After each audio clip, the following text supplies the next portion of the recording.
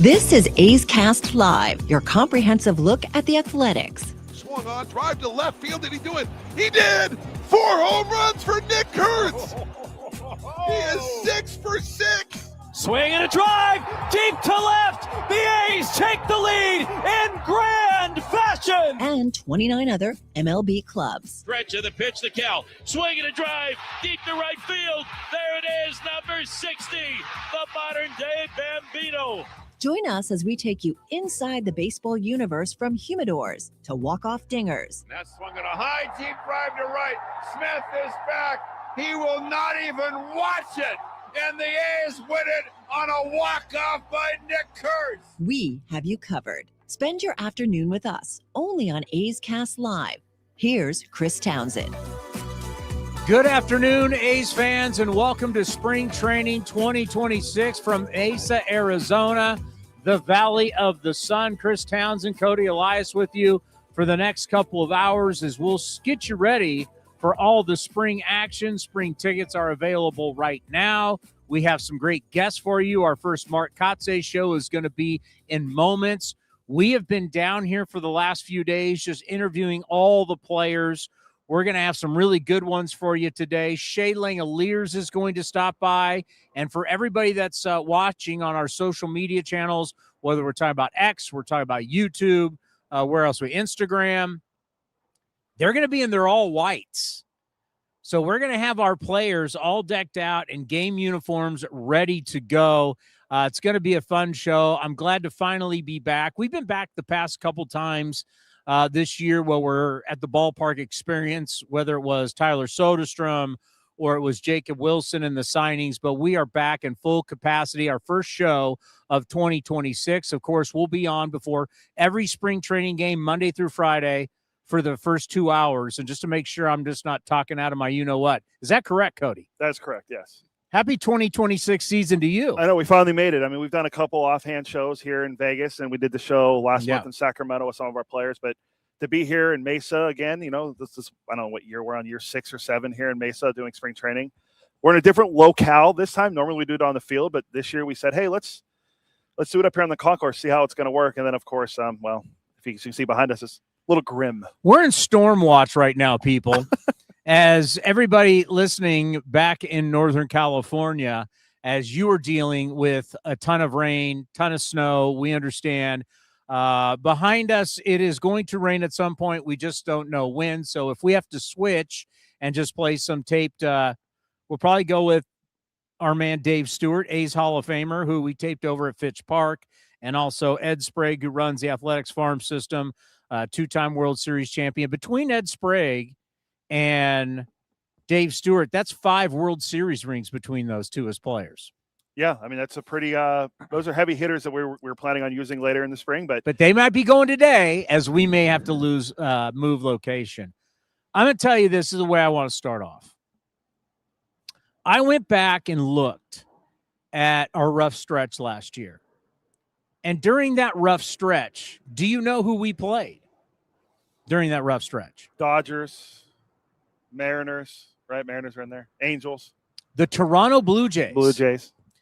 So we played, so when the Athletics lost 20 of 21 during that time, they played the Toronto Blue Jays. The Toronto Blue Jays, who were not favored to win their division, the team that was favored to win their division last year in the American League East was the Baltimore Orioles. The Baltimore Orioles end up being a stinker. And when we played and lost every game to Toronto during that time, because we were in a big-time losing streak, Toronto was just 500. And this Trey Savage kid, nobody knew who he was. What ended up happening? The Toronto Blue Jays won the division. They won the American League. And this kid who started out in A-ball, who nobody knew, was their best pitcher in the World Series. So the bottom line is, the American League people, it is wide open this year. There is no question about it. I think we need to scatter. It's just light rain right now. It's a lot of expensive It's our equipment. first show. You can't suck up a little rain? Or your computer can't. Yeah, my computer can't, or our cameras. So I'm going to tell you, it's been a while since we walked into that clubhouse and you go, you know what? We got dudes. And everybody in baseball knows we got dudes. When you start looking at Nick Kurtz and you start looking at Rooker.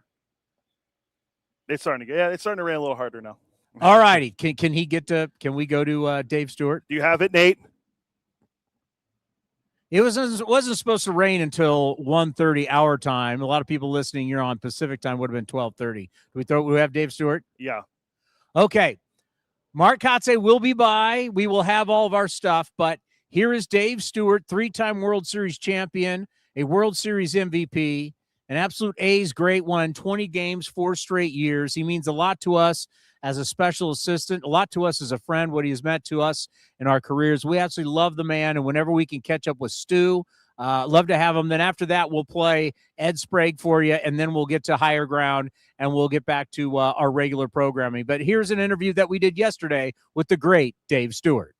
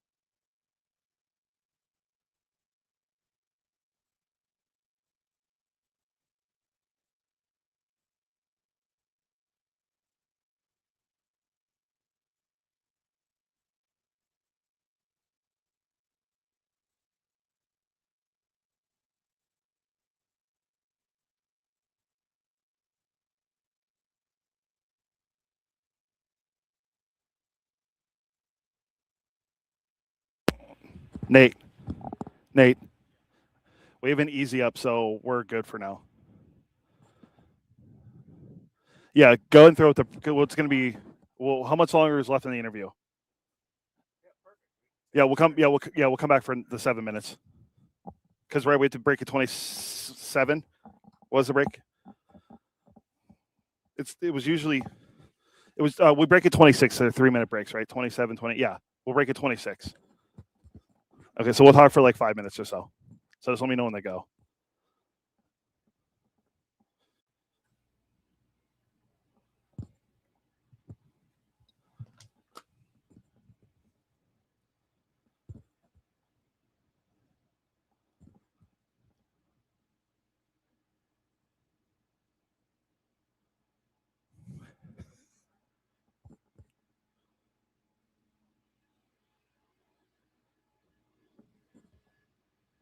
Well, we're back.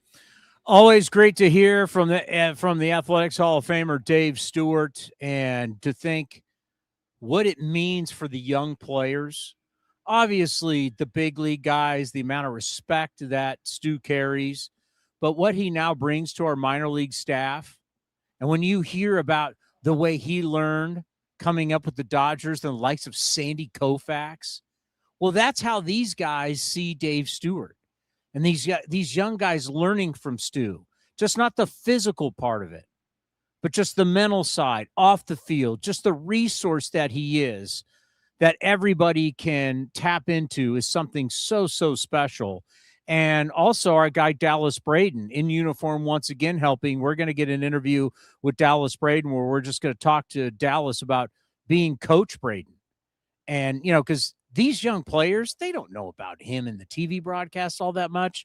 They know him as the former player and how he helps the left-handed pitchers. It's another terrific resource. Bringing in these ex-big leaguers in to help the young guys is such a beneficial thing for all of these players, and we will bring all of that to you. We are back as we now have a tarp over us, so the equipment is safe. We are ready to rock. Big shout out to Joe Pun, who runs the ballpark here at Yes. Hohokam and Mesa. Road Trip Mike, the great Jack Lima, they have all stepped in. Charlie Kennewick of our team and the River Cats all came over to help us make sure we have an easy up to cover us, because we're divas and we don't like to get wet. No, we were going to have to go up to the press box, and we made it work here. So you don't expect rain. Like when you pack to come down here, it's shorts and polos and you're ready to do your job. And next thing you know, you get a little weather, but it is what it is. And we will survive. So I was talking about, before we threw it to Dave Stewart, about the American League and how it is truly so wide open right now. And you can read all the different things that are being put out, all the different content about team strengths and weaknesses, report cards about their off seasons. All of that means nothing. And the Toronto Blue Jays, like I said earlier, is a great example of that. When the Athletics were playing them during that rough stretch, they were just a 500 team. No one had any idea they were going to represent the American League in the World Series. It is wide open. And for the first time in a long time, when you walk into the Athletics clubhouse right now, the confidence that is there. And the confidence really comes from the young group who doesn't seem that young anymore. Now that we have seen the contract extensions and what that does inside the clubhouse, we'll talk to Mark Kotsay when he shows up here for our first Mark Kotsay show. There is just a difference. They don't look like kids anymore. The other day, Max Muncy walked by and you're like, wow, look how big Max Muncy has become. These kids have grown up in front of our eyes. Lawrence Butler looks like he could strap it on playing the NFL right now. They are ready to go. They have a different confidence about them. We have talked about for years, when you get to the big leagues, it's about survival. And then once you learn to survive, then it's about competing and trying to win. And one of the key things about giving a lot of these contracts out, these extensions to these young players, as we're all throughout the year going to be talking about the potential labor strife that could be there between the owners and the players, these young guys now don't have to worry about what arbitration is going to be like. When is free agency? That stuff's out the door. The organization has made the commitment to them, and they have made the commitment to the organization. And you're going to hear that in our interviews that we do, that we've already done with Jacob Wilson and Tyler Soderstrom. Lawrence Butler is going to be live. Who else is going to be live? Brent Rooker, who has signed the extension, is going to be live. And what you hear from them, it's just not, and this is what I think is so cool. It's just not that they are committing to play for the Athletics. That is great. And that is what we have to sell. But deep down, it's more than that. In a sport that everybody is all about themselves, they're all about getting every single penny, that all they care about is money, money, money, money. You have a group of young players who have said, damn it, I want to play with my buddies. These are like brothers. These guys have played together in the minor leagues. They care about each other. What we have seen here in the last couple days, as their wives are coming in and they're taking photo shoots with their dogs, and you start to realize what a close-knit community this group in this clubhouse has become. All of us are not old enough to remember. We weren't around. We weren't covering baseball in the 70s because I was born in 72. You weren't even alive. I got two men standing up here, but they weren't around it like they are now. This is very similar to what happened in Kansas City and then came to Oakland. And it produced 3 world championships, 72, 73, and 74. And the only reason why I know that is I've been doing this for so long that I was around our beloved Ray Fosse every single day. I've gotten to know Raleigh Fingers. I knew Vida Blue for a long, long time. And I got a chance, whether it was Sal Bando, or you think of all the great players that we have had a chance to interview who played during that time. Joe Rudy still comes on this program, or it's Dick Green, Ken Holtzman before he passed. We interviewed all of them. And the thing that made them so special and why they won is because of how they cared about themselves as a team. People have written books, and they talk about, they fought because they were brothers. You fight with your brother. You have those tussles, but deep down there's love. There's love in this clubhouse. These guys have signed. They've said, you know what? I'm not going to worry about free agency. No, I'm not going to try and get more money in arbitration because I want to make the commitment to my guys. Yes, they're making the commitment financially, and their contracts are making the commitment to the organization. But these young players are making a commitment, more importantly, to themselves and their group. And that is what's very, very special. And you feel it.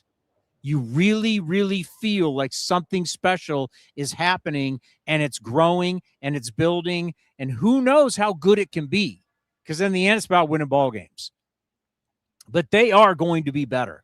We'll continue with this. We have a lot more to talk about. We have so many interviews to play for you from our players, our coaching staff. Mark Kotsay is going to be joining us. The first interview that we're going to play is Shea Langeliers. Shea Langeliers had one of the best second halves in all of baseball. He is in his prime. He's one of the better players in our game when you think of offense and defense and what he brings, and really as a leader of this franchise. We're going to hear from Shea Langeliers. We've got hats. We have the spring training hats that have been put out in front of us here to promote. Tickets available for all these games down here for spring training. We got the tickets available for when we're in Las Vegas in March for Big League Weekend. And then, of course, the week-long series in June that we'll be taking on the Rockies, and we'll be taking on one of the best teams in baseball, the Milwaukee Brewers. We got so much to talk about right here on A's Cast Live. Baseball is back, and big league action has never been more affordable. For a limited time, grab your tickets to see the A's in West Sacramento for just $8. That's right, only $8 for select games this April and May. Catch the showdowns against the Royals, Cardinals, and American League West rivals, the Mariners and the Rangers. Whether it's a midweek getaway or an afternoon at the park, don't miss your chance to see your A's for less than the price of a ballpark snack. Tickets are moving fast. Head to athletics.com, that's athletics.com, to secure your seats today. American League Rookie of the Year Nick Kurtz joined Chris Townsend on A's Cast Live to discuss his historic 2025 campaign and becoming the first Athletic to win the award since 2009. Yeah, it was awesome. When it kind of got announced, we were all in Hawaii together.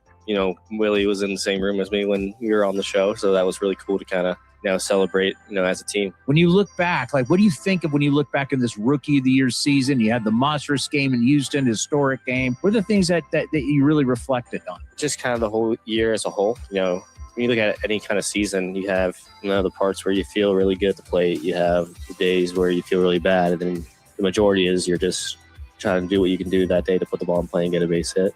It's not a good day if you don't get the team win as well. So that's kind of what I've reflected the most about is, yeah, I did all these great things, but it's got to lead to October. And that's the most important thing. You can watch the full interview at youtube.com/athletics or listen at athletics.com/A'sCast. Secure your spot for priority access to 2028 season tickets at the A's ballpark in Las Vegas for just $19.01.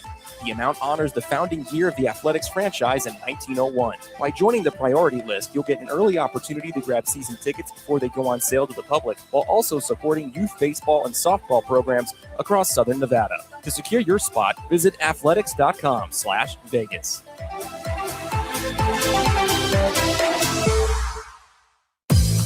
The time is now. Grab your sunglasses, A's gear, and get ready for some fun in the sun. Spring training is back as the Athletics get ready for the 2026 season. Now's the time to make plans to catch us in Mesa, Arizona, starting on February 22nd, and enjoy the sunshine of your family and friends. Grab your tickets early for the best seats at the lowest prices as your green and gold take on the Dodgers, Giants, Cubs, Padres, and more at Hohokam Stadium. Don't wait. Get your tickets at athletics.com/spring. That's athletics.com/spring. Unlock offers and receive exclusive in-game features by downloading the MLB Ballpark app for iPhone and Android today.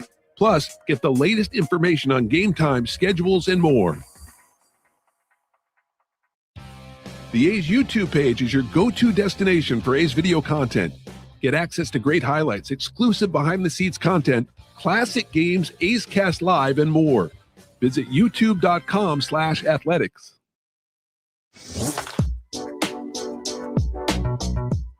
Streaming from A's Spring Training, A's Cast Live continues with Chris Townsend.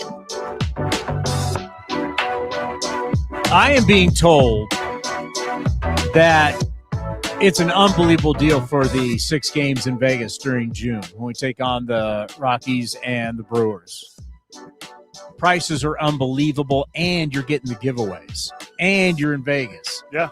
And the Aviators ballpark is absolutely beautiful. I've loved we're all going to be there. It's going to be a blowout in June. We're going to be there in a couple weeks. We're going to be there in a couple weeks, but I'm telling you, in June, we got all kinds of different things that are going to be coming up soon, announcements that are going to be going on that you are absolutely going to love. Here, let me promote the thing that's most important to me, the thing that I'll drink, that I'll consume. Come here and get the Hohokam Hazy. The great Joe Pun every year gives me one of these to show everyone that I take it home and drink it at home. Their beers are. You can only get it here. You can only get it here. Their beers are legendary. The Hohokam Hazy 2026.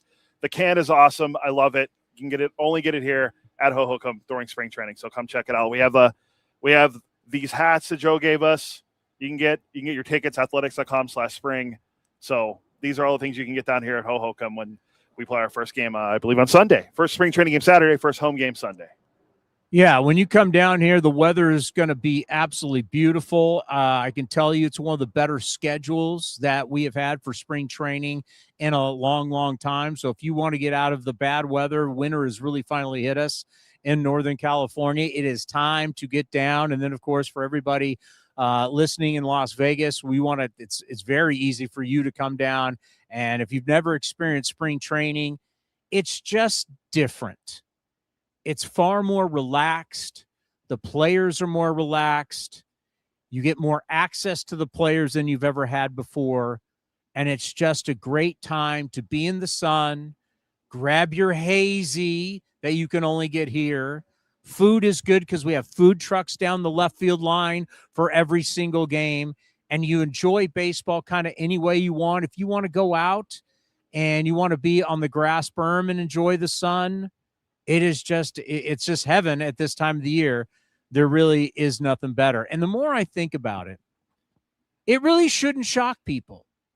When you have talented young people, and it really doesn't matter what industry you're in, when you have talented young people and they start to learn on the job, and one of the things that happens once you learn on the job is you're going to learn from failure. You're going to have some issues. You're going to have some setbacks. But how do you deal with it, and how do you grow from it? And that's what we have seen in the last couple of years with our very talented young players. And now all of a sudden, and you're going to see it once we get back to Sacramento, or you're going to see it when you're down here, they don't look like young guys anymore. Why? Because they're young men who have grown up, and they're physically ready for this challenge, and they learned a lot, especially last year, where you have to learn that 162 game schedule in the big leagues is different from anything you've ever done. From whether you're in college to the minor leagues, it's different. It's grueling. It's every day. There's pressure every day. Does it matter if you win or lose in the minor leagues? No, because you are about yourself. Because the teams don't get promoted to the big leagues. Individuals get promoted to the big leagues. So your numbers mean everything. But when you get here, you better help the team win, because if you don't help in a positive way, you get sent back down. So now you have the mental side of the game where you have pressures that you've never had before, to where you have to perform because everybody is looking at what you do every single day. Then you throw in the physical grind of it, and it wears young players down. Well, since so many of these kids have, and they're not really kids, but in baseball we call them kids, since they've now got a taste of it and experienced it, they now understand how to train in the offseason to now be ready for it. When we talked to our buddy Ron Washington last year, when he was still the manager of the Los Angeles Angels, he threw his guys out there, he told us, and he let them drag. And they were tired. And he was like, good, they got to learn how to do this. And the only way they're going to learn how to do it is by doing it and getting their butt kicked every single day. Because at some point you get tired of that, and that's where our guys are. And it's really exciting. And when you talk to them, you see the different confidence. They're just not happy to be here. They're ready to compete. They're ready to say, hey, listen, I don't care where you have us in the standings, where Pacoda has us, where all that garbage is, because it's all just noise. It means nothing. Any press conference, like I've been saying to people with the Giants, and Tony Vitello had an interesting first press conference for the Giants, and people are up in arms. I'm like, it doesn't matter. Once game one starts, that's all that people matter. Do you win or do you lose? It's professional sports. And it looks like our guys this season, as we're building to 2028 for our first season in Vegas, they're starting to be up for the challenge. It's a whole different deal. And the big question, and it should be everybody's question, and I have it every year, is how the heck are you going to get 4,374 outs? I love that you memorize that number. 4,374 outs. And I ask people that all the time, and no one has the answer, because we always look at pitching as individuals. Let's take our 5 guys in the rotation.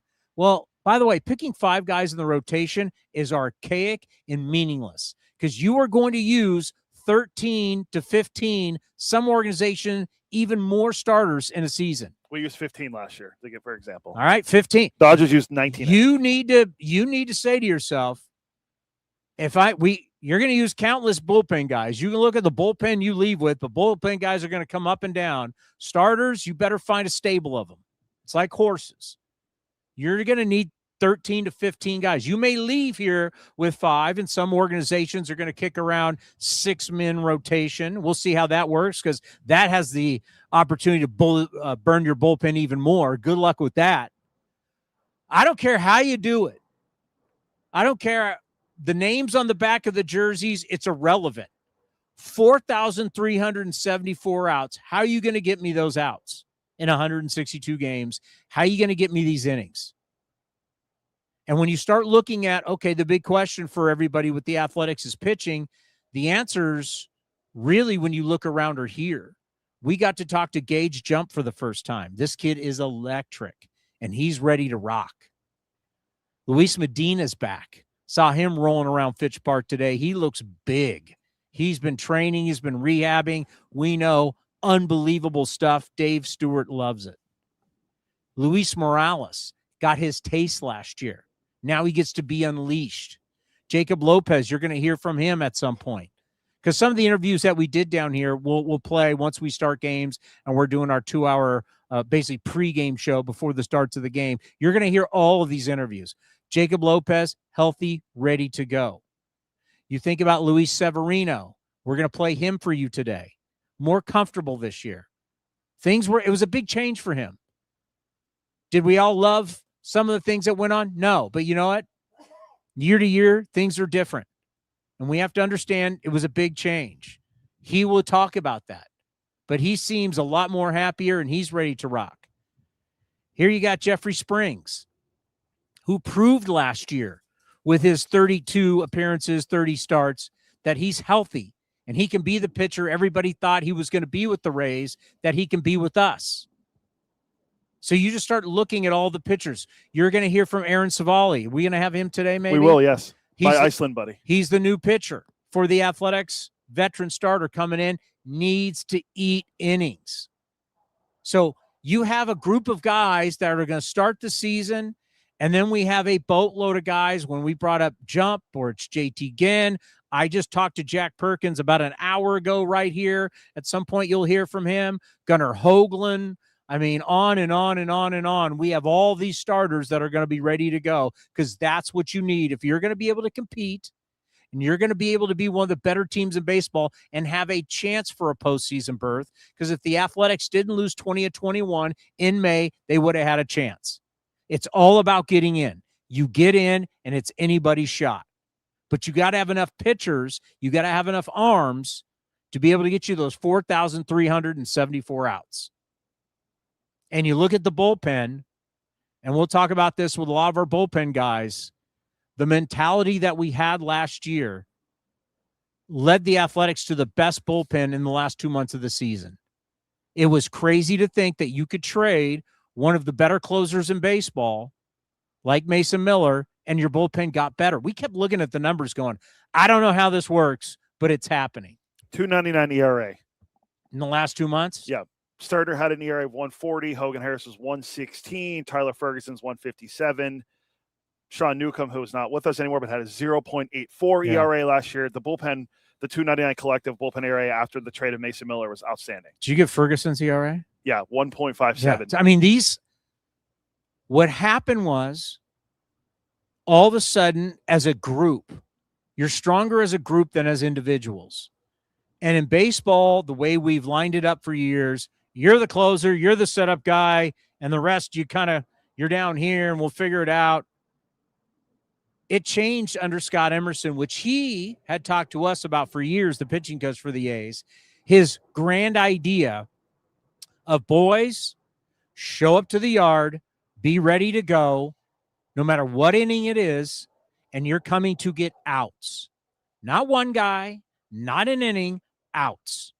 And you stay out there until we come get you. And in modern day baseball, you're like, wait a minute, we specialize everything. You pitch the ninth, you pitch the eighth, you pitch here, you pitch. That's what everybody got trained to do. And really at the last 2.5 months, we broke the mold on that and went, no. You go down there every game, and the phone's going to ring, and whoever we call up, you be ready to go, and you be ready to go more than an inning. And our guys thrived in it. They loved it. And we've talked to so many of them about it. Now that they had a whole off season to think about it, we now got a chance to really talk to them about it, and they all love the challenge. Hogan Harris, last year in the dugout right below us, did the interview, and we were joking about, I want to see you start again. He joked about, I can't get over 92. It just is what it is. Well, Hogan Harris turned into a machine last year out of the bullpen, and now he's pumping 95, 96 with that big hook changeup. He's got the whole starter arsenal, and he became an absolute weapon and can close games out. Michael Kelly back from the suspension, could close games out, come in at any time. Tyler Ferguson, Justin Sterner. Hogan had 4 saves after Miller was traded. So. Oh, yeah, who would have thought that? Who on their bingo card saw saves for Hogan Harris in 2025? Nobody. And then all of a sudden, I remember sitting there in Sacramento with Steve Sachs, and we go down to the set, the NBC set, at the end of the game, and I'm like, I hope Hogan Harris is closing tonight out, and he'll go the 8th and 9th inning because they're former starters. Don't forget, we also signed Scott Barlow, who we all talked to the other day. And Mark Leiter Jr. Yep. So you've added some veteran. Barlow had 75 appearances for the Reds last year and who were in the postseason. So you've brought in a bunch of guys who can do every job in the bullpen. And you'll probably see maybe like Luis Medina, maybe Brady Basso, certain guys who are starters and Brady Basso came in and pitched well out of the bullpen. So you've got guys who, once again, can eat innings that get you to that 4,374 outs. That is the key for the A's this year. Can you get outs? We know we're going to score. We know the A's are going to score runs. This offense, when you got a guy like Nick Kurtz is walking around. Nick Kurtz is like a silent superstar already. He is a humble kid. He is not, look at me, look at me, look at me. He walks in, he's in sweats. He's not flashy. He's just a kid that wants to show up and mash. And he wants to prove to everybody how good he is defensively, because as much as they want to do the Amish thing, when he was at Wake Forest, his nickname was Spider-Man because everything that touched his glove, he caught. He's very, very prideful about his defense. This is going to be about pitching. We know the A's are going to score in bunches. You're going to hear from Jeff McNeil. I love this acquisition. We've been waiting to talk to him. I was hanging out with his agents because his agents are the same agents for Tyler Soderstrom. I got to meet him at the MGM Grand. We hung out. We all went over to the ballpark site, and when Sody was taking all those pictures, we were all out there right by home plate looking around. And the agents for Tyler Soderstrom, so Mark Kotsay was there, so was David Forst. So these guys they're Octagon, right? They're big-time agents, and they looked around. They're like, oh, my God, this is going to be amazing. And just to know what we have offensively and the firepower that we have, it's going to be what do we do pitching. And you start to think, okay, I mean, we got to see it, but I have a lot more confidence in what we're going to have breaking camp this year. Knock on wood, everybody stays healthy. I've got far more confidence in what we have this year and what we also have in AAA. The staff for Fran Riordan down in Las Vegas is going to be very good and very talented. And when you look around baseball right now, you want to know who the better teams are? Go to look at who do you have in your rotation now and who do you have in your rotation for AAA, because those guys in AAA will pitch in the big leagues. Once again, you're going to have 13 to 15 starters this year. You better be loaded with a bunch of guys who can help you. And for the first time in a long time, and as Dave Stewart just talked about, the system is loaded.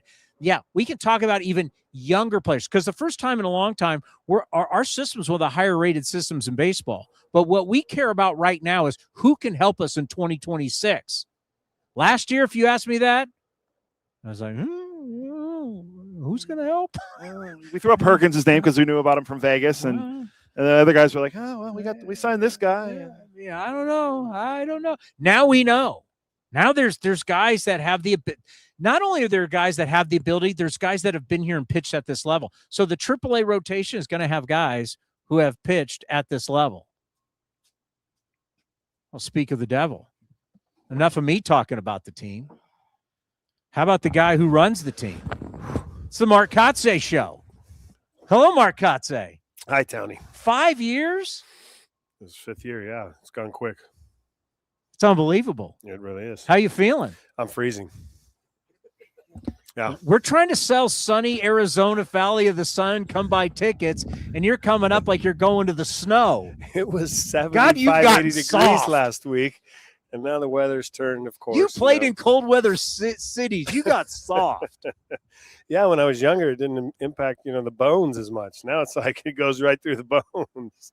So for the past hour, I've been talking about it's different. You can talk for an hour, that's for sure. There's no doubt. The clubhouse is different. The kids have grown up. Well, we still got kids in there, so I mean, yeah, the ones that have been here for a few years have definitely grown up. There's no question about that. You look at guys like Shea Langeliers and Tyler Soderstrom. Obviously Rook's a little bit older. He's still youthful in MLB years. True, right? But that room has some experience now, and they've been together for a while, and it's fun to watch them, just kind of hang out and really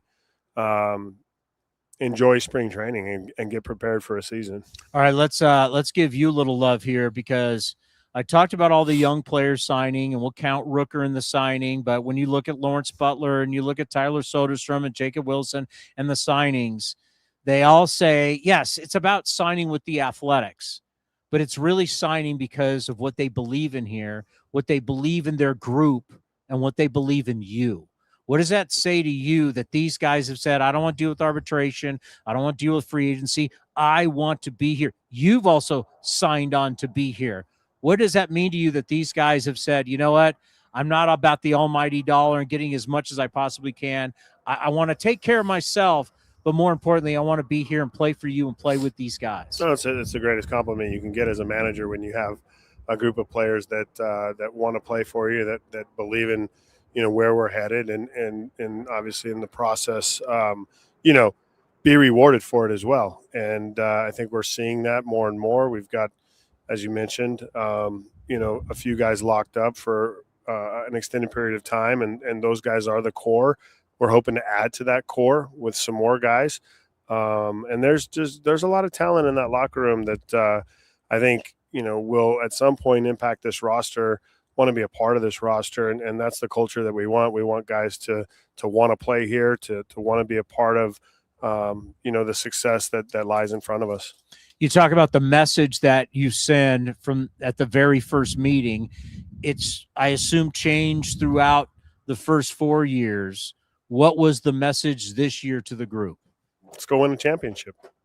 That's the goal. And at the end of it, regardless of where we end up in the result, we measure ourselves against the championship level. And I think that's how we approach every day now. We approach it by the work we put in, the focus that we have. Preparation equals confidence. And the more you're prepared for the moment, the better off the result's going to be. When you look at pitching this year, it's different. Just interviewing all these different guys. We've done all these different interviews, and it's just the confidence that you have in the guys that you think they're going to be with the staff, but then the confidence of the young guys that are going to be down at AAA who have some big league experience now. It's like everybody's got a little experience. You got to be feeling pretty good about the entirety of what you have from a starting, because you're going to need double-digit guys this year. Yeah, I mean, every year you need double-digit guys. You see that with every organization, especially, the successful organizations have the depth, and that's where we're trying to build. We're trying to build a stable down there. It's like horses. You need a bunch of horses. You really do, and if you look at the guys that are projected to be in the rotation, Severino's back, Springs is back. We're looking for them to build off their second halves to their seasons. And you mix in, a guy like Morales, a guy like Lopez, a guy like Ginn. You add, the other guys that have came up and filled roles as well, which, Barnett, Hoglund. There's more names, obviously, and Perkins, Ginn. Yeah. I mean, you just go down the line. You got guy. Gage Jump's going to come. I mean, there's a ton of guys. Yeah, Jump, Baez, Net. Yeah. Those guys were acquired in the Miller deal. So.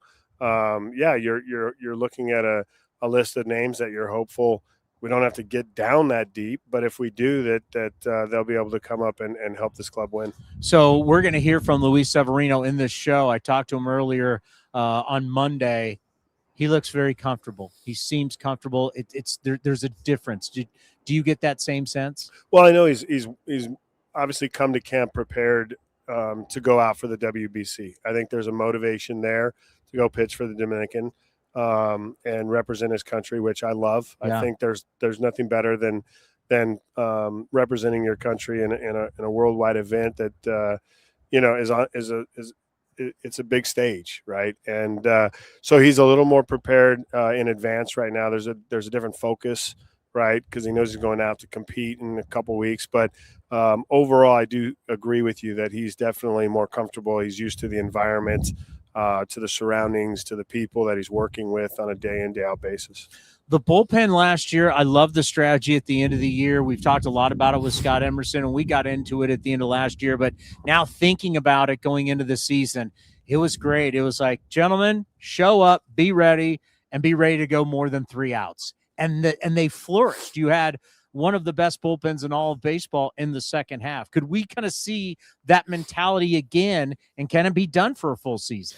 Everyone's going to like success, right? And we had success. I love success. Everybody's going to say it was the greatest idea ever because you're you guys brilliant. had success.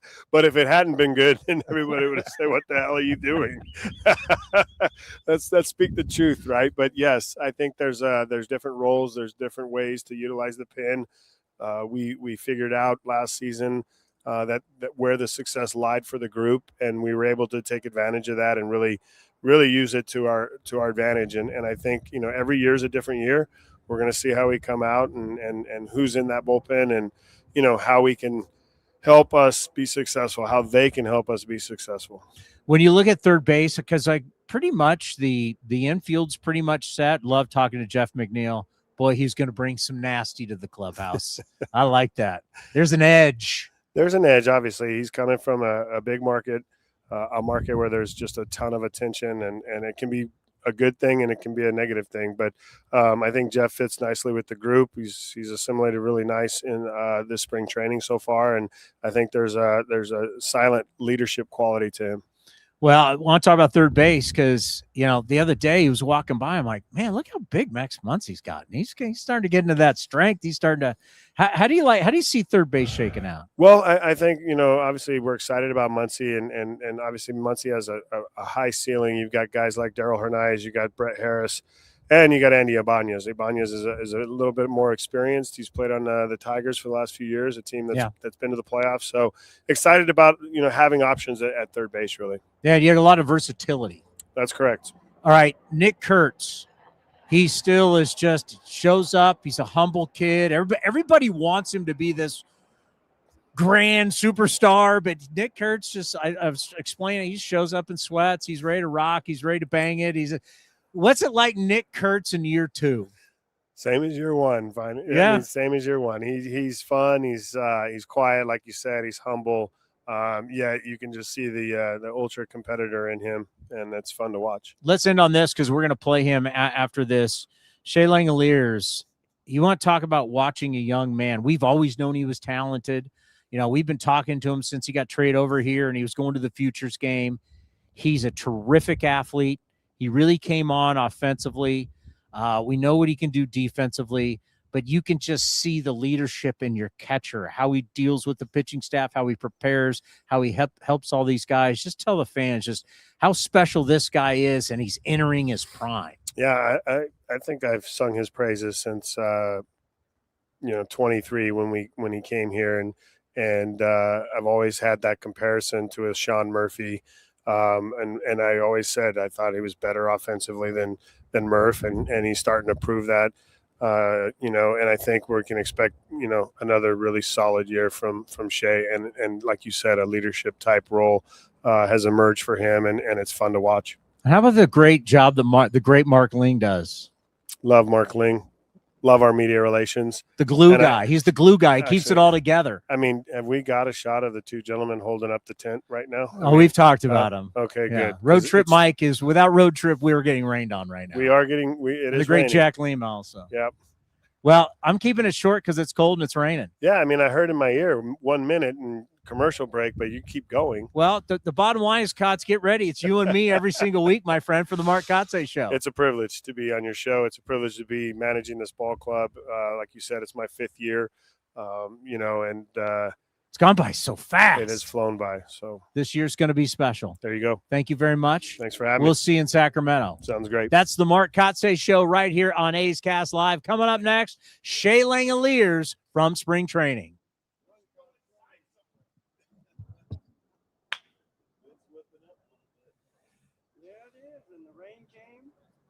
$8 for select games this April and May. Catch the showdowns against the Royals, Cardinals, and American League West rivals, the Mariners and the Rangers. Whether it's a midweek getaway or an afternoon at the park, don't miss your chance to see your A's for less than the price of a ballpark snack. Tickets are moving fast. Head to athletics.com, that's athletics.com, to secure your seats today. Tyler Soderstrom joined Chris Townsend to talk about his breakout 2025 season, his new 7-year contract extension, and his commitment to the future of the Athletics. There was some conversation right at the end of the season last year with what they were planning to come to us with. So we had a good idea. I knew that they were going to come to us with something in November, and, they came with their first offer. Everything is a negotiating process. So there's that whole process. My agent, Garrett Parcell, did a great job at Paragon Sports of, kind of let me and my wife and my family just kind of sit back and, let them kind of handle all of the whole process of it. And, we ended up coming to terms. So it was something that I wanted to do. I love this organization. I got drafted by them. My relationships that I've built, that's what's important to me. So I'm just excited, to be here for the long term. And, like I said, just super blessed. You can watch the full interview at youtube.com/athletics or listen at athletics.com/A'sCast. Secure your spot for priority access to 2028 season tickets at the A's ballpark in Las Vegas for just $19.01. The amount honors the founding year of the Athletics franchise in 1901. By joining the priority list, you'll get an early opportunity to grab season tickets before they go on sale to the public, while also supporting youth baseball and softball programs across Southern Nevada. To secure your spot, visit athletics.com/Vegas.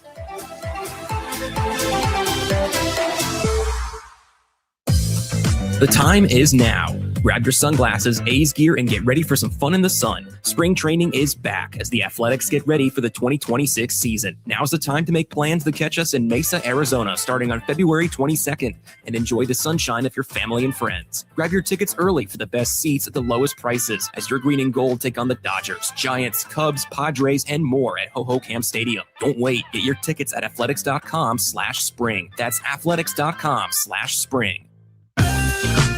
Secure your spot for priority access to 2028 A's season tickets in Las Vegas for just $19.01, honoring the franchise's 1901 founding year. Join the list for early ticket opportunities and support youth baseball and softball in Southern Nevada. Visit athletics.com/Vegas.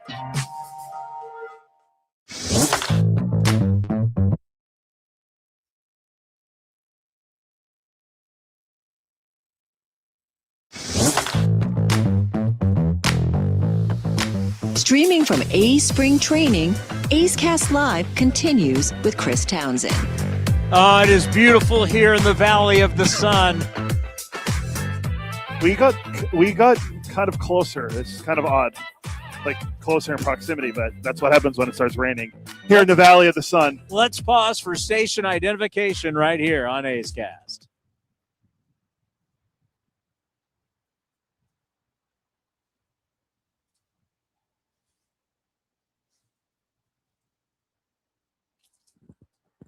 We're back. All right, the thing that you have to worry about down here when it rains is the high winds. There's crazy wind in the desert, but it'll all be gone. This is all going to be gone once the games start playing, and it's going to be in the 70s. It'll be spring training. It'll be perfect. Make sure you get tickets to athletics.com/spring training. /spring. Athletics.com/spring. It really is the best set of games we've had in a long, long time. Once again, we have some of the hats that are here for you. They're absolutely beautiful. The spring training hats. I mean, these are always the classics. You got the hazy beer that is only brewed for this ballpark. Correct. You can only get it here at this ballpark. And the merch store. What's always cool, what I love to see from our fans is that when they show up for regular season games and you got your spring training stuff. Now, I like to wear it as we do A's Cast Live. I can't wear it on NBC, but I love the spring training. The spring training gear, don't get mad at me, certain people, but I think it's the best gear we got. It's creative every single year. It's always different. I always dig our spring training gear.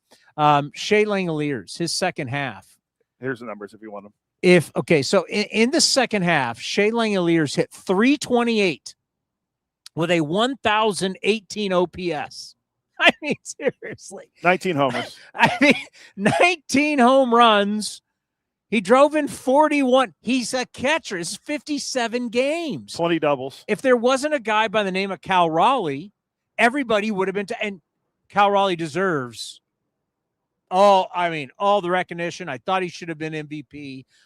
Cal Raleigh deserves all the credit. He had historically the greatest offensive year we've ever seen a catcher have. And it just wasn't for a catcher. He had one of the greatest offensive years in the history of baseball. Cal Raleigh was great. But if it wasn't for Cal Raleigh, everybody would look at it and said, have you seen Shea Langeliers' numbers? I mean, when you started looking at top 10 catchers and put them through the shredder, our guy Brian Kinney and MLB Now, I mean, it was like, hey, it's a different ball game. People are recognizing how good Shea is. And what's great about it is he is right in his prime right now.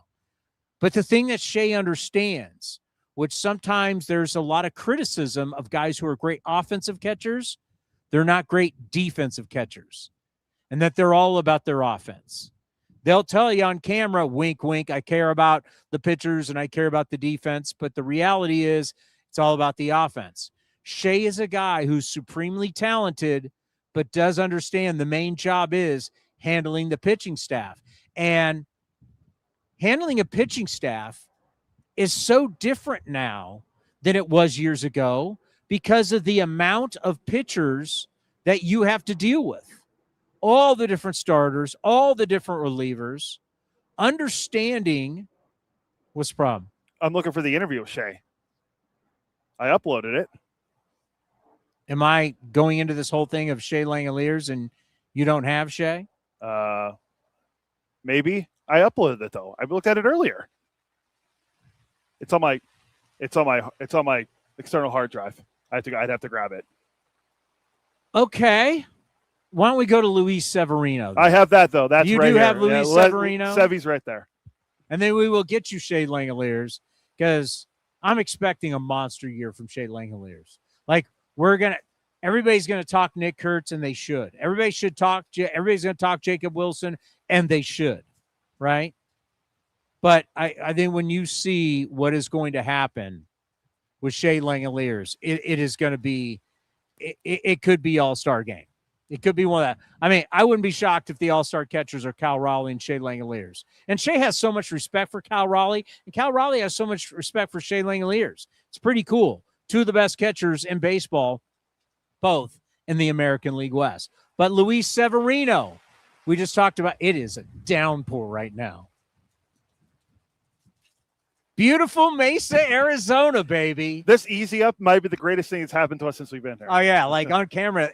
You know, if you look, if you're watching on YouTube or Twitter, you probably can't really even see it. But no, it is coming down. Free water for the field. And the field is immaculate here at Hohokam Stadium. All right, Luis Severino. What have we noticed with Luis Severino? Different guy. I think last year it was uncomfortable from the very start. It was uncomfortable leaving the East Coast. It was uncomfortable leaving New York, and the whole deal with coming to Arizona and training for the first time, then Sacramento. No, don't worry about it. Oh no, I think you're saying because our stuff's getting wet, our cords. So they'll be all right. Well, I guess we'll find out. Yeah. If they're not, they're not. All right. So Luis Severino, you could tell that. Is it that bad? No, we're fine. I leave my stuff out for the Christmas lights. Everything's going to be fine. I mean, the only thing I'm worried about. Everybody, we stop right. A little rain. And this is the problem with people from California. You get a little rain and they just, people in the desert, whether our friends in Las Vegas know what this is like. When it rains, it comes down in the desert and it gets pretty windy. But, all right, so Luis Severino, I noticed, I think you did too, the bottom line is there's... Oh, yeah, it's good. Yeah, let's throw to him so I can go get towels because I don't want our Comrex to go wet. You guys are soft. All right, here is Luis Severino.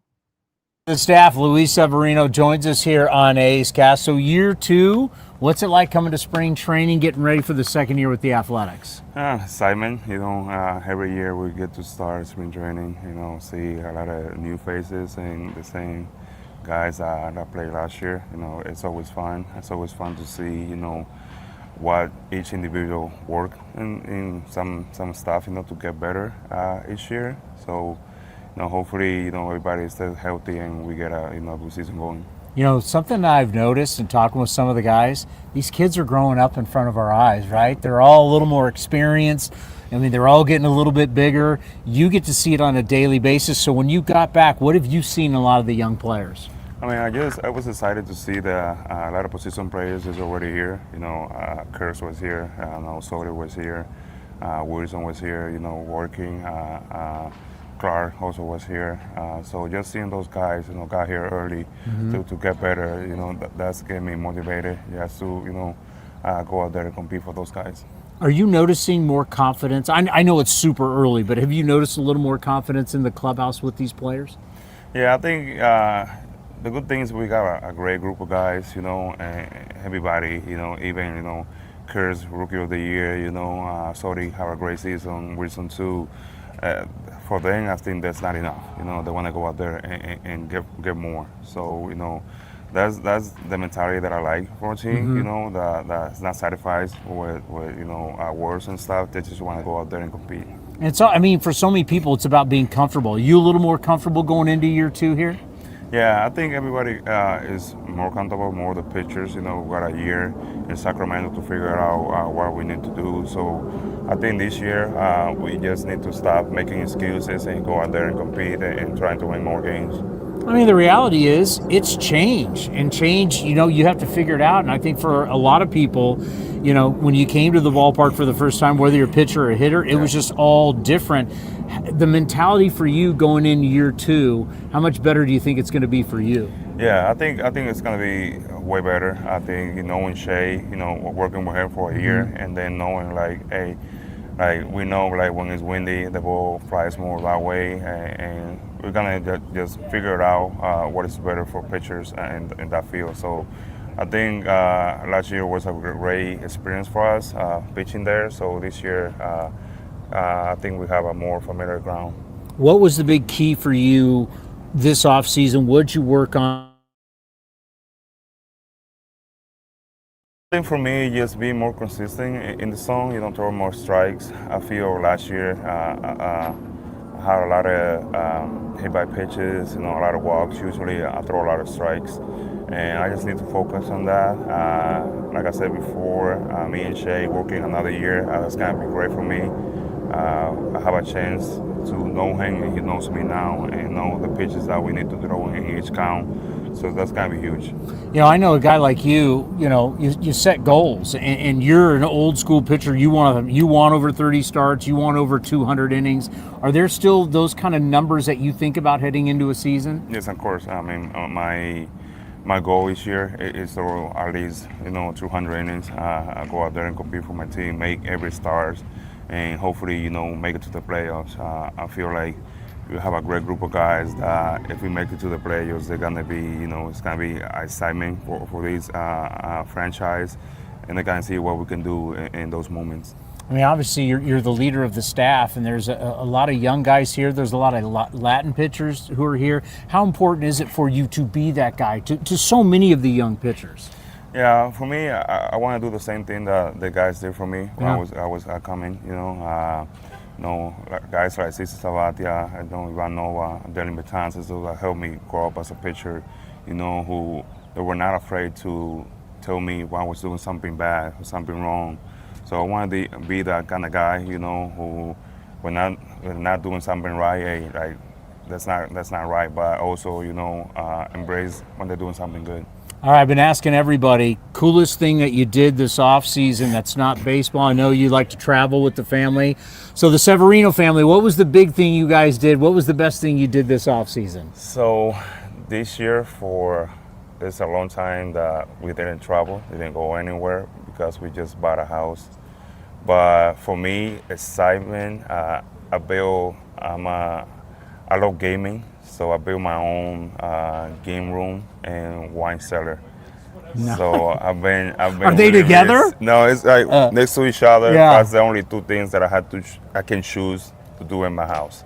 Everybody else, my wife can do it. This is the only thing that I can do. So I was really excited about those things. So finally, your wife gave you an area that you know what you can. This is yours. Yeah. So when we get mad at each other, I just go to my game room and stay there for a little bit. So and also you can pop open a nice bottle of wine as you're gaming. Yeah, exactly.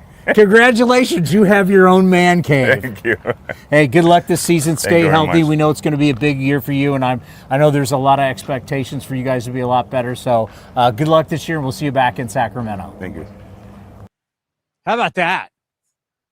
You think about these guys, they make all this money, they can do whatever the heck they want. It's not how that works. It's a great story about Wayne Gretzky. What are you holding the paper towels for? Well, he handed them to me before we went back on the air, so I didn't have a chance to put focus them on the show. Stop worrying about the rain. We're fine. We're fine. We're not snowflakes. There's a great story. God, who told it? But somebody was at Wayne Gretzky's house, and they were like looking for skates because they were going to do this night skate, whatever. And he had to go out in his garage. He's like, yeah, let's look in these boxes. And like in these boxes are like MVP trophies and all this kind of stuff. And they're like, Wayne, you have some like the greatest memorabilia of your career, and it's just sitting in boxes in your garage. And it's because Janet won't allow me to have it in the house. He's like one of the biggest sports icons in the history of sports, and all this stuff is in boxes in the garage. And here is Luis Severino finally can have his own game room, and it's right next to his wine cellar. Good for you, Luis Severino. I'm happy for you. You could finally have what you want in your own home. We think these guys are running their show.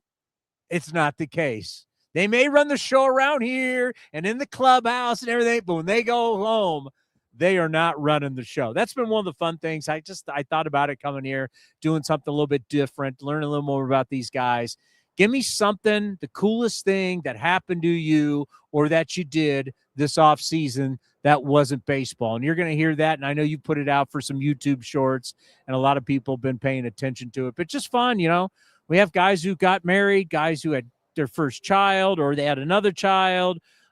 We have guys that got engaged, traveling. You know, you learn about what these guys – you know, Tyler Ferguson went off to just want to disconnect with his wife, and they went off to Italy, and they're there for like 3 weeks. You know, you're going to hear from Jack Perkins. His university won the national championship, the Indiana Hoosiers. So everybody's got a different story, and you want to hear more than, hey, I just worked out and I was working on my slider. You know, I want to drive the ball the other way. Something that you hear just about in every camp in baseball. We wanted to have them open up a little bit. So, the first one you get to hear is Luis Severino. I got my own game room, and I put my wine cellar next to it. Yeah. That's pretty cool. He's a big key. This team, if we're going to talk about and really think that this team has a chance at the playoffs, if this team is going to have a chance at winning the AL West, the reality is Luis Severino has to have a good year. He is somebody who is built to give this team innings. This team needs innings. I listen to a lot of shows. I read a lot, especially get ready for spring training. And we focus so much on individual players. It's what our sport does. We cover our sport as a group of individuals. And the reality is we are a team. And the team is made up of pitchers and position players. And the pitchers got to carry their weight. And somebody has to lead the pitching staff. Somebody has to be the guy. And Luis Severino was supposed to be that guy last year, but I think it's this year he can be that guy.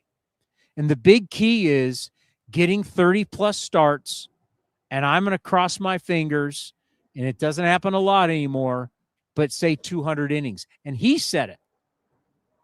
If this team gets 30-plus starts from Luis Severino, and this team gets over 200 innings from Luis Severino, I'm buying playoffs can be a potential. Because you think a guy that can give you the volume that we need. I'm not talking about his ERA. I'm not going XFIP. I'm talking innings. Innings.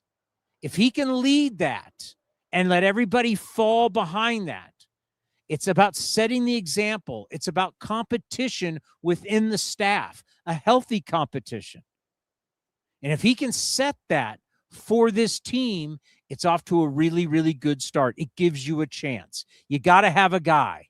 It is really, really tough, like what the Dodgers did last year, where they just had an endless amount of pitchers, and their pitching actually wasn't that great. Their bullpen, it's hard to believe the team that won the World Series, their bullpen was terrible last year. And all their top starters, except Yamamoto, and even though that he spent some time on the IL, but they were mostly all hurt. You got, 11 starts out of Snell? I think it was 15 out of Glasnow. I mean, these guys that they counted on, they didn't post. We need Luis Severino to post this year. And they built him a little area and a little pitching area, and I don't know. We haven't seen it yet, what it's going to be in the dugout. I don't know if they're going to have incense in there or what they're going to have in there, and maybe with classical music or elevator music to help you relax, and I don't know, my lava lamp. I don't know what they're going to have in there, but whatever it is, I don't care. Make the guy damn happy. I haven't heard a lava lamp mentioned in a while. That's an old reference, right? I mean, those were cool when I was Look it a up, kid. kids. Google it. Lava lamp. I know it, but I think like your daughter's generation, they probably have no idea what a lava lamp is. Okay, I have kids who are in college, and like everything that you reference, they have no idea. And like I'm only, zero. I'm only 15 years older than them. It's not that much 15 older. years in technology is a lot. Well, true, yes. I mean, at some point we're going to be looking. There's going to be a generation that goes, "What's an Apple Watch?" Probably, yes. Right? I mean, that's how crazy it is. Like, your phone was this big? That's crazy. It's like, they're going to look at us someday. We're going to, this is what my phone looked like. They're going to go, that is so big. And like, you carried that around? It's like back in the day, whenever you tell people about a flat screen TV, they're like, and you show them like an old like tube TV, they're like, why is there a back on it? All I know is when my kids' friends come over, they never watch television. To them, they watch pads, they watch phones, they don't watch. They watch 1 to 2 minute videos. I got a big TV in my house. I got a big TV in my backyard. They never even turn. I don't even know if they know how to turn it on. TikTokification of the world. Yeah, I got this big, huge screen in my backyard. You guys could watch anything on it. Now I'd rather just watch something. I'd rather just watch reels. What the hell was that? Oh, we're talking about lava lamps. Yes. But will you agree with Luis Severino? Yes.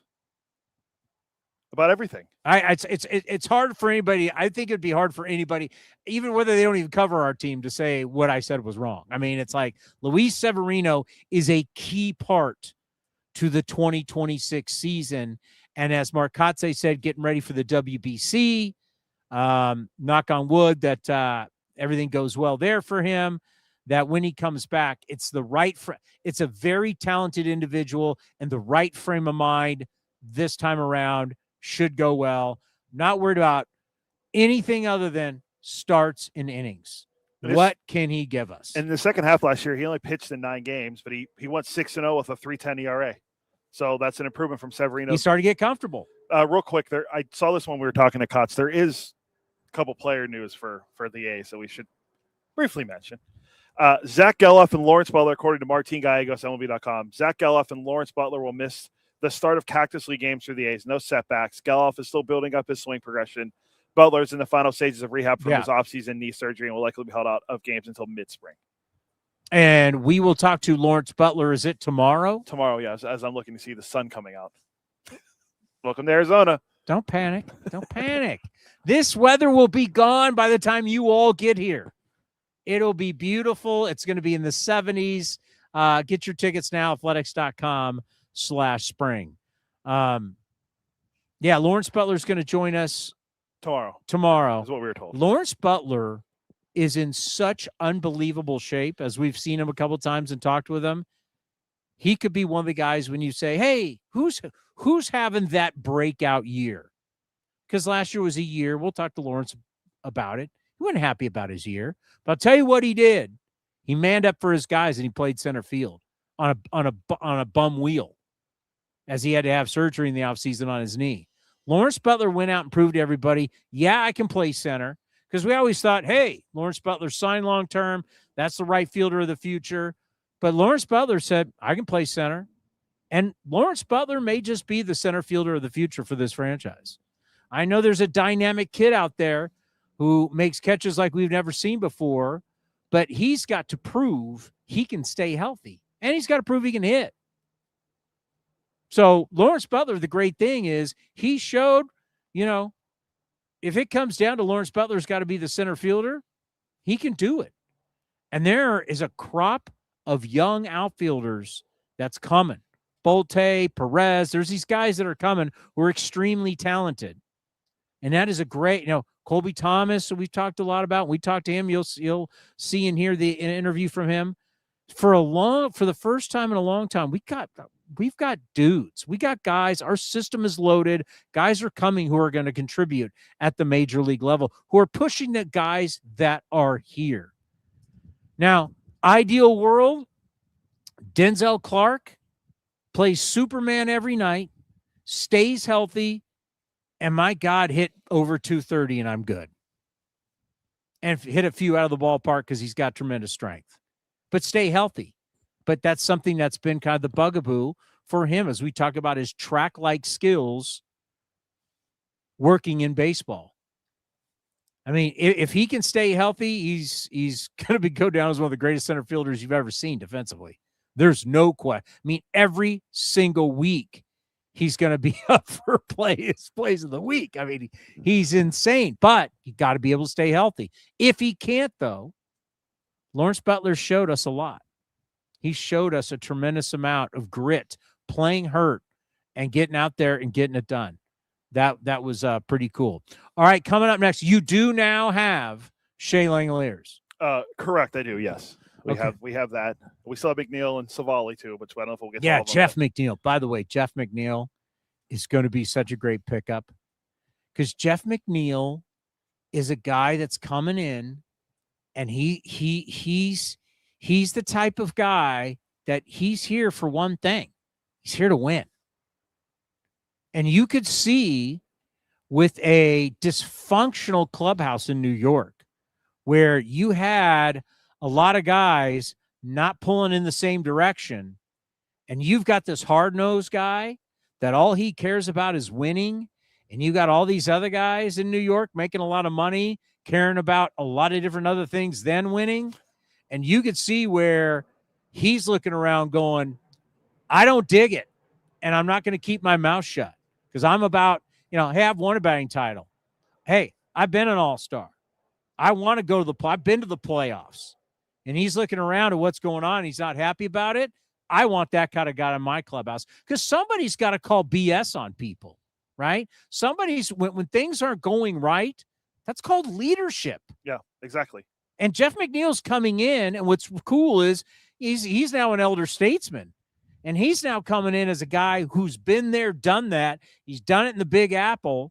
I think he's going to be a terrific influence on our young players.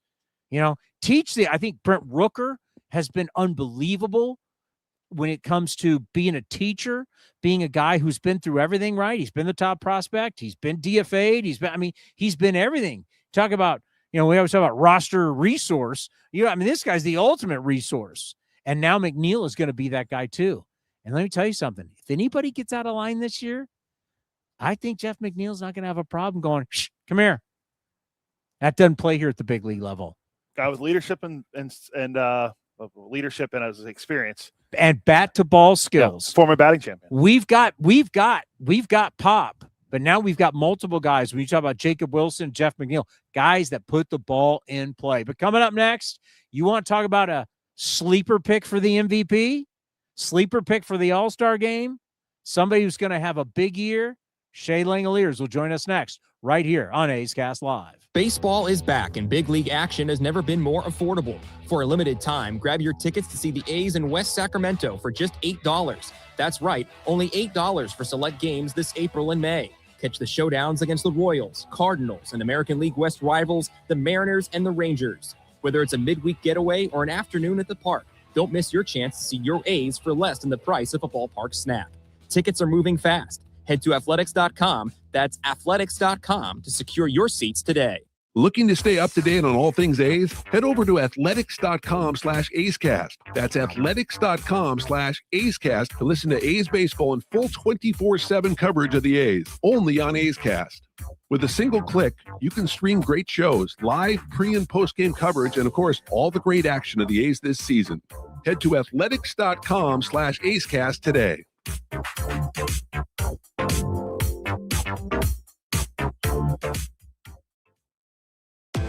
Secure your spot for priority access to 2028 season tickets at the A's Ballpark in Las Vegas for just $19.01. The amount honors the founding year of the Athletics franchise in 1901. By joining the priority list, you'll get an early opportunity to grab season tickets before they go on sale to the public, while also supporting youth baseball and softball programs across Southern Nevada. To secure your spot, visit athletics.com/Vegas.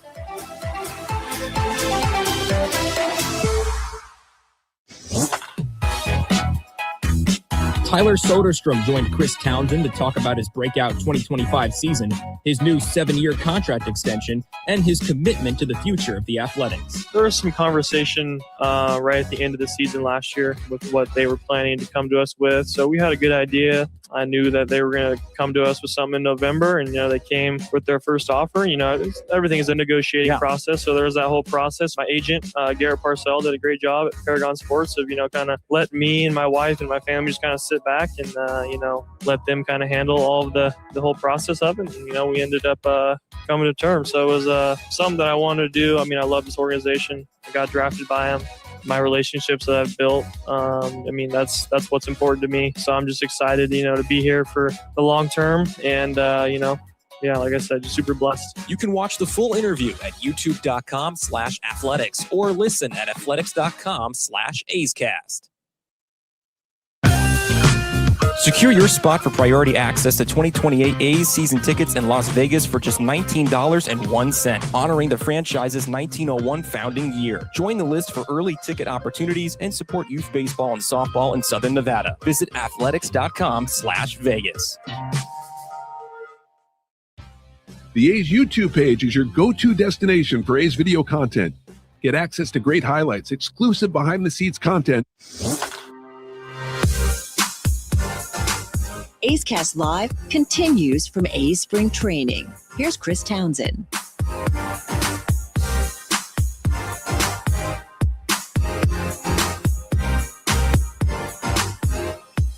Single games are on.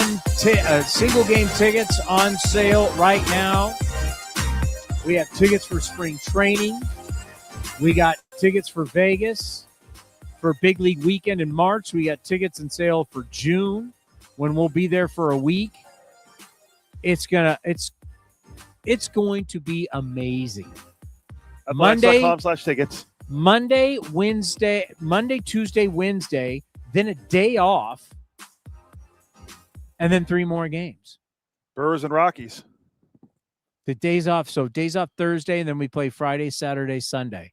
A full week in Las Vegas in June. I hope you all can join.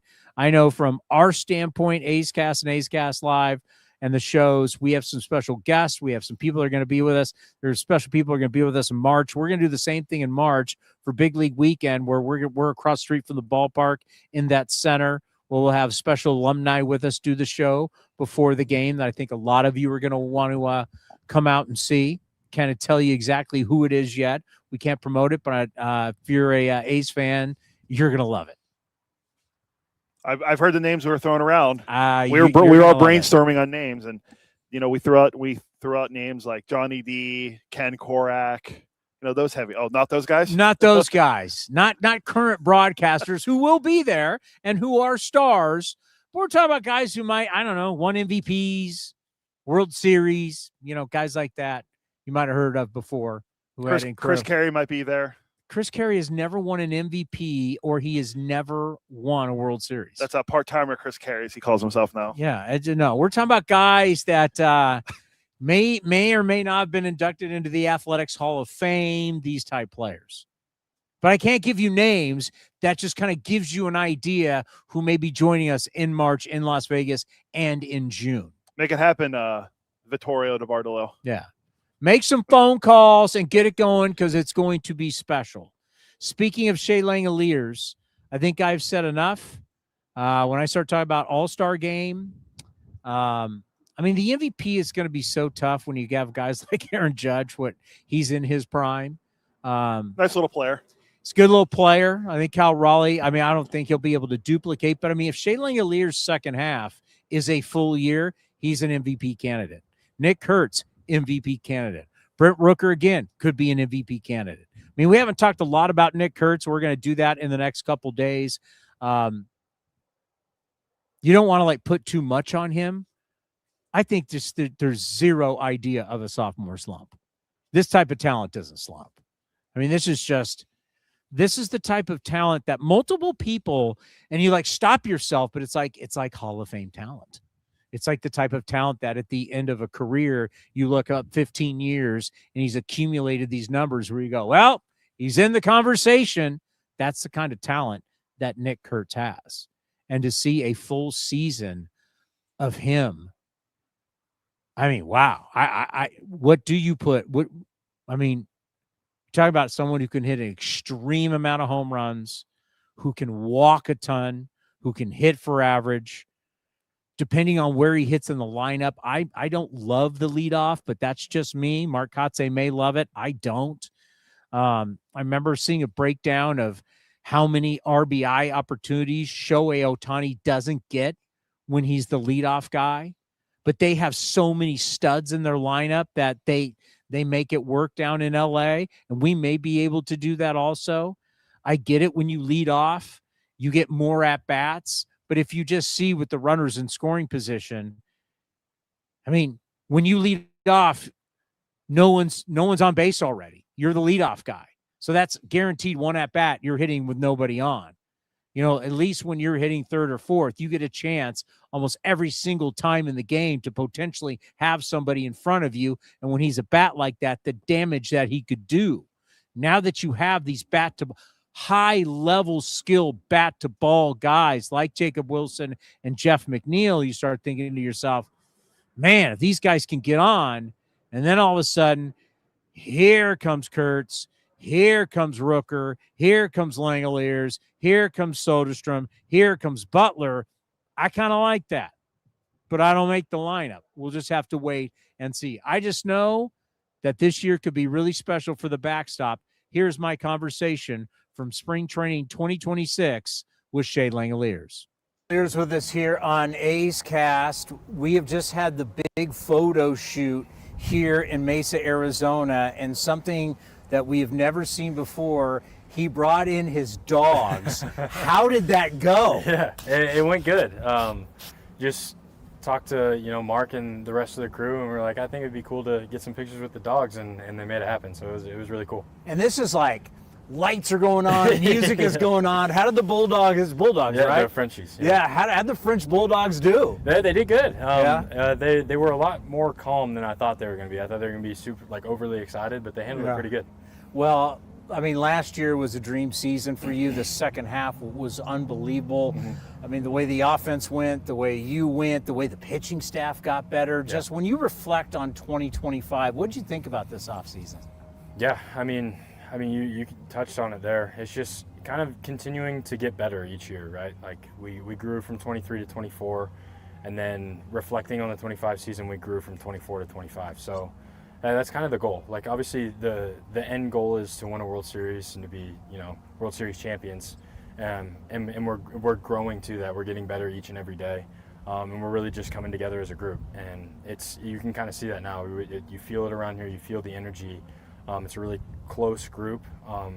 And that's what we're getting ready for this year, is a championship-style season. I know you like to talk about your pitching staff. So when I tell people the last 2 months of the season, the A's had the best bullpen ERA. They were the best bullpen, and you traded Mesa Miller. People go, that's crazy, but it just showed the progress. Mm-hmm. And you look at the starters. When you're in there right now in the clubhouse, how excited are you for this top to bottom, this pitching staff? Super excited. Just the guys that were already here, that were with us last year, the guys that we brought in, we're meshing together really well. It's guys that like to be around each other, like to work hard. And right now it's just, it's getting on the same page, getting ready for the season. Every game we have in spring training is an opportunity for me to understand them to understand me, understand how we want to attack and game plans and stuff like that. So we got these next 6 weeks or however many days it is to get ready for that. This is why I tell people all the time that catchers mean so much. It's more than just the numbers. It's why I said Kyle Rowley should have won the MVP. People don't realize the team meetings. People don't realize you got to meet with the starters, all the bullpen guys, the game planning, that everything that you guys got to do that's beyond what most position players have to do. And that's why I want to talk to you about the bullpen. It was exciting to see a lot of different pitchers emerge who could not only get an out at any point, they could go deeper than 3 outs. It was just interesting to watch the bullpen evolve. Talk about that strategy that you come in, you could get the save, you could get the hold, but and most relievers were going more than 1 inning. Yeah. I mean, you go back to losing a guy like Mason Miller, like one of the best closers in baseball, right? I think it just kind of turned into their identity down the bullpen, like, all right, we've got to step up. We got to be that next guy that's going to come in the game and give us three plus outs, an inning plus, and all those guys did that.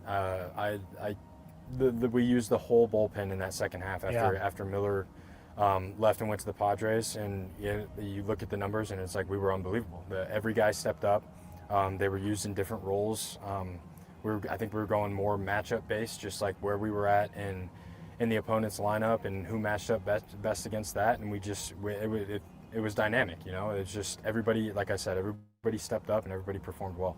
Now, I remember one of the first times we interviewed you was in the minor leagues, and you were going to the Futures game. That was at Fenway Park, right? Yeah. And it was a big deal and everything. So we always knew your speed, your athleticism, your power, that the offense. But what was it like when it really clicked last year and all of a sudden you truly had one of the best second halves in all of baseball? When did it click and what was the feeling like? Yeah, I think obviously I came back off the IL like a week or two before the All-Star break. So I had the kind of 3-week span where it's almost like you feel disconnected, but you're still connected because you get to come to the home games. But when they're on the road, you're separate from the team, and that wasn't a lot of fun. But it was. I tried to use it as a positive and a time to reflect on what had happened up to that point in the season, and just using that coming back felt pretty good when I came back, and then got the All-Star break, got the next 4 or 5 days off to rest again, and then pretty soon after the All-Star break, I came back. I felt very confident. I felt good, strong, and things just started to click. And in this game, it's so easy to overthink everything and what you're doing and all that stuff. And it's just sometimes it's better to turn off the brain and just go out and play. Well, the whole family got hot. Your sister's in the softball World Series. All of a sudden, the ball looked like a beach ball for you at the plate. I mean, everything was going good, and it's just, how do you take that into a full season? Have you thought about that going into 2026? Yeah, I mean, the goal is to bottle that up and bring it every year. But, at the end of the day, it's baseball. You can't control everything, and it feels like the gripper, or the tighter you grip the wheel, sometimes you lose control even more. So you do what you can to prepare, control what you can control, and then just go out and every day do your best, and you kind of just leave it between the lines. Now, I've been able to watch it. I want to know, how does it feel to go from the young guy to now being a leader of the team? It's interesting. It's interesting. I think I'm the longest tenured A at this point. I've been on the A's the longest, obviously not the most service time, but just kind of it's just something that kind of evolves. You're the dude. Yeah, it evolves over time, and you kind of just slowly step into that role. Yeah. Well earned. Yeah, it's just it just goes back to I feel like controlling what you can control, bringing your best every day, being there for the guys, which kind of falls into the catcher aspect already. It's we're there to serve the pitchers and make them better all around, and that's just what good teams do. They're there for their teammates, and you all bring each other up. All right. Coolest thing that you did this off season that's happened to you that has nothing to do with baseball? Yeah, I mean, the coolest thing has to be my wife is 7 months pregnant. Our first baby's coming in May, and we're having a little baby boy. It's going to be an interesting May for the Langeliers. It's going to be an interesting May, but we're super excited. Have it happen at home, and no, congratulations. Thank you. Yeah, we saw her with the French Bulldogs, and it's a special time, right? It's like in your life, family, career, it's all kind of coming together. Yeah, exactly. We're super excited. We can't wait. very thankful. And it's a really cool thing to watch someone in your prime. Do you get that feel like I'm in my prime? Yeah, I mean, I don't really want to put numbers on it, but I guess people say like 28 to 32 is like the prime years. So kind of entering into that phase of my career in life, and let's see what happens. Well, we always appreciate the time, and congratulations to you and your wife. It's going to be an outstanding 2026 on and off the field. Stay healthy, and we'll see you in Sacramento. Awesome. Thank you. I wanted to talk about that after the interview. I didn't want to bring it up first. It's one of the reasons why I am so bullish on what I think Shea Langeliers is going to do this year, because I've been through that, and I know how magical that is. He's entering a very special time as a man. Physically, he's at the very best he's ever going to be. And he's entering a time of such great joy. He's entering a time of great love. He's entering a time where something's about to happen to you that changes you forever. Fatherhood. And there's added responsibilities. It makes you a better person on and off the field. And for me, it was obviously not as a professional baseball player, but as a professional broadcaster, whatever the hell you want to call it. I became a better person. And that's why knowing what he's going through and seeing his wife, and it's just like, for Shea Langeliers, this is one of the best moments he's going to have in his entire life.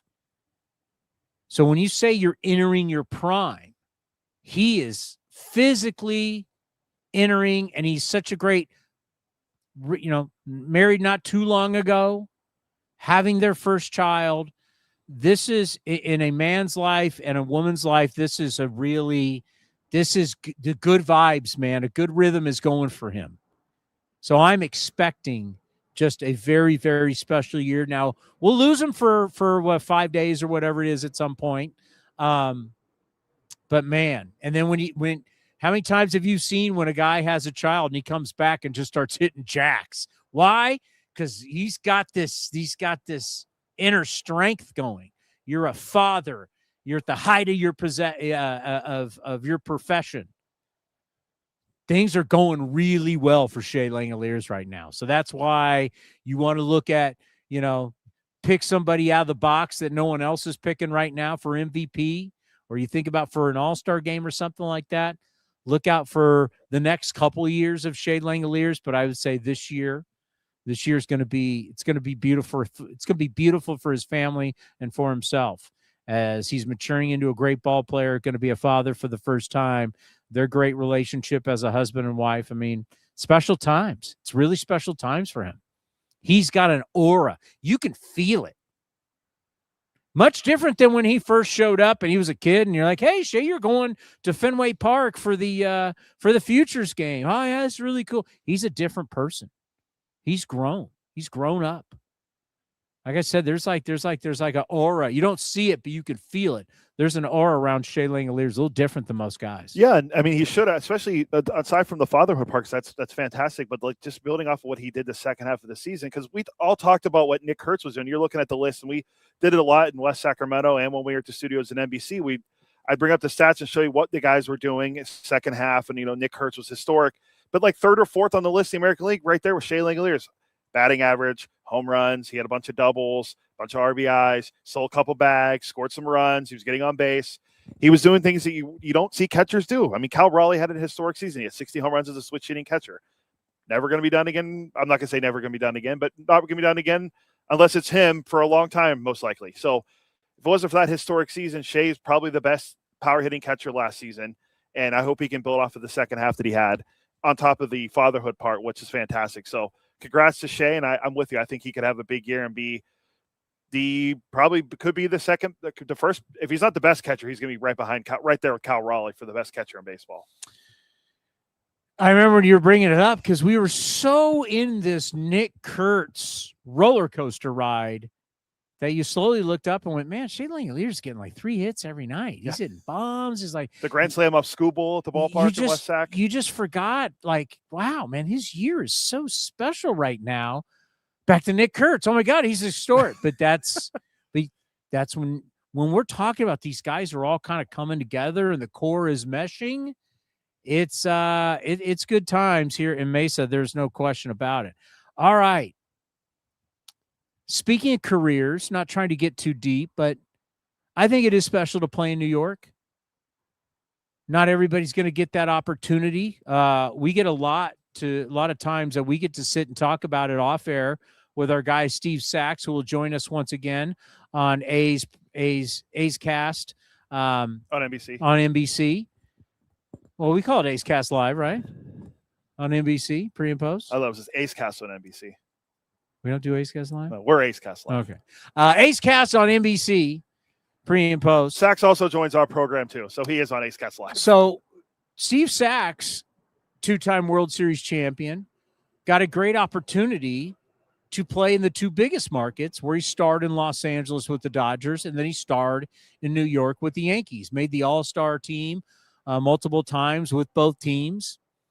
Steve Sachs is one of the only guys in the history of baseball to have 200 hits in the National League and 200 hits in the American League. He got a chance to play with the great Ricky Henderson, Don Mattingly, and Dave Winfield in New York. So he's got those stories.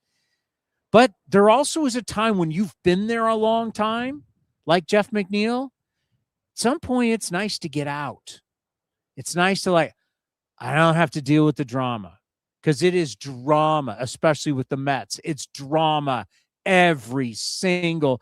Remember when the Mets, Yankees were going so good, Mets weren't good, no one cared, right? But ever since Steve Cohen came in, you know, he's the big hedge fund guy. He's worth, I always get it wrong, but he's worth like 20. It's close to 20 billion now, I think, right? No, he's well over 20 billion. He's worth like 24, oh, so 23, 24. He's the richest owner in baseball. He's worth like 23, 24. And everybody's going, oh, Uncle Steve's going to be buying World Series and da-da-da-da-da. He had the most expensive payroll last year. Didn't even make the playoffs. Why? Because they're dysfunctional. And you're in that, and it's every day. I could see after all these years, it gets old. Well, we kind of talked to Jeff McNeil about it off the air. He's a California guy. Grew up on the Central Coast, went to Northridge. His wife's got the family in Elk Grove. I was going to tell you, we'll have to say goodbye during this because the interview is 7 minutes. I was off. It's 2:51. We have to be out of 57. All right, we'll be back tomorrow at noon, your time Pacific, correct? Correct, yes. We'll be back at noon, but we're going to end this show because Jeff McNeil is going to be a huge part of the Athletics. What a great addition. Bring him over for the New York Mets, batting champion, an all-star, been there, done that, and the presence that he is going to be and the leadership he is going to be in our clubhouse is going to be invaluable. Here is our spring training interview with Jeff McNeil, and we'll see everybody tomorrow back at noon. This here for the first time on A's Cast. We appreciate it, and welcome to A's Camp. Yeah, thank you. Glad to be here. So when you talk about a new start for you, leaving the Mets and coming here with the Athletics, a lot of fresh young faces and a lot of talent, what's it been like to start a spring training for you? It's been great. Just trying to get to know everybody. Being with the Mets for 12. I think it's 12 years. Yeah. When I got drafted. It's different. A lot of new faces in there. A lot of guys who I've played against before, but haven't been on the same team. So nice to get to know them, and it's been fun. So when you come in and you see the young players, you see the talent, and you see how hungry they are, what's that like for you when you first step in and you get to see it? Yeah, it's pretty refreshing. These guys, I've heard a lot about them. I heard it's a great group of guys. So we're super excited to see that, and they're all hungry, and it's just gonna be a good team. We're gonna play hard, gonna play the game the right way, and looking forward to a fun year with them. And it's like you're exactly what this team needs, because obviously the success that you've had in this game, you've had a lot of success in this game. You've had it in the biggest market. And to be able to take what you have learned, just not what you're going to do for us, your talent, but what you've learned, just talk about how you think you can help these young kids, help them become better professionals. Yeah. playing in New York is tough. I think it's, one of the hardest markets to play in. So, I've got to, learn how to play, under that kind of pressure and, in some big games. So just having a little bit of experience, in that aspect and, just, want to show them, how to do, things the right way. And, I'm going to learn things from them as well. It's, they're young and hungry and, it's exciting. So, I'm going to learn some things from them as well. And, if they have any questions, I'm open to, helping them. Health-wise, how are you doing? I feel good. I had that surgery at the end of the year, pretty minor. Just kind of bothered me a little bit at the end of last year. So was able to get that taken care of, but, feel good coming into spring and, healthy, and I want to have a, healthy season this year. Yeah, when you have a long career, you're going to have seasons where you have issues, but you have to play through it. And then the key is, can you get healthy in the off season? Talk about, refreshing. It's going to feel great going out playing baseball games, being 100% again, isn't it? Absolutely. I've had a long career, playing baseball since, got drafted in 13 and, you kind of learn to play banged up. It sucks, at my age, nothing feels good all the time. So, you battle, you grind, but you get through it. You learn how to, take care of your body and put yourself in the best position to, go out and compete every single day. How about for the family being back on the West Coast? Yes, it's great. Super excited to be back in California. Actually have a brother and sister who live in Sacramento, so there you go. I got some family in the area, which is nice, and my wife is from Elk Grove, so really, yeah. So we got some Sacramento ties right now. This is perfect for you. Yeah, so I'm 5 hours down the road too, so kids can go home on while we're on the road, or it's just nice to be back in California. I got a lot of friends who are going to come up and see me now who didn't really get to see me out in New York, so. Just get to be back in California and nice weather again. People don't think about that, right? They don't think about like the time difference. When the Mets and you're playing on the East Coast, it's at 4 o'clock. Most people are leaving work or they're still at work. And now, like you said, brother, sister, your wife's family. I mean, there's just something refreshing about the long trips, right? Yeah. Now they can see you on a more, God, they can see every game for God's sakes. I mean, it's like a whole different deal. Yeah, I know a lot of people actually did like, that I was in New York and, the 4 o'clock start games because, the game was over at 7 o'clock. So they were enjoying that. But, just, being back in California and having them come to, every single game, or, most games out there, it'll be nice. Bringing the edge. You're known for that. You're bringing because you know what? It's we talk about it all the time on this show where we say the other team's coming to take your lunch money. They're coming to kick your ass. And you have to be, young players got to learn that, right? Yeah. In the minor leagues, you're playing for stats, you're playing to get to the big leagues. But when you get to the big leagues, people are playing to win. You've got to bring that. You bring it. That's something that you've been known for. Just how excited are you to impart that on these younger guys? Like, this is how it is on a day-to-day basis. You got to be ready to rock. Yeah, I'm a fiery player. I think a lot of people know that and, want to win, want to compete, hate losing. So, I think it's one of those things you just got to, show up every single day. You got to find a way. You got to find a way to, get the job done. You might not feel your best all the time, but, you got to find a way. You got to find a way to beat that pitcher, help the team win, and just grind. It's 162 games. This game's tough. It's long. But you just got to battle. Now I'm thinking about the shortstop second base combination. Obviously you and Jacob Wilson getting to know each other, but also being a batting champion to be able to help him become a batting champion. How's that relationship starting out so far? Oh, it's been fantastic. I love the guy. He's been great. And actually watched a lot of A's games being out in New York. Our game ended and would go home and, they'd be on TV and, he's a rookie last year, and so I didn't really know much about him and watched him play. I go, wow, this is awesome. He reminded me a lot of me when I was younger. I like to swing at the first pitch. And we actually joked the other day, pitchers are either going to love facing us or hate facing us because we're either going to get out in 2 pitches or they're going to throw 20. There's going to be, no in between. We might get, 2 hits on 2 pitches or, it's just, I think we like to swing. We like to swing early, and then, when we can battle in at bats as well. But it's fun watching him play, and it's going to be great playing up the middle with him. Let's end on this. I've been asking everybody, what's the away from baseball? What's the coolest thing that you did or happened to you this off season? We got some young players, guys. Their wife, they either got married or got engaged, or it's their first child, or some travel. I mean, for you, the easy answer might be being back in California. Yeah, absolutely, yeah. Just fresh start, getting here. Just being back in California is nice. I missed it. California's home for me for ever. Yeah. We're on the Central Coast, so just being back in California is nice. Well, as you know, young, great players need leaders. They need leadership. They need someone to show them the way. And I think sometimes in life, there's just perfect fits, right guy for right team, right organization.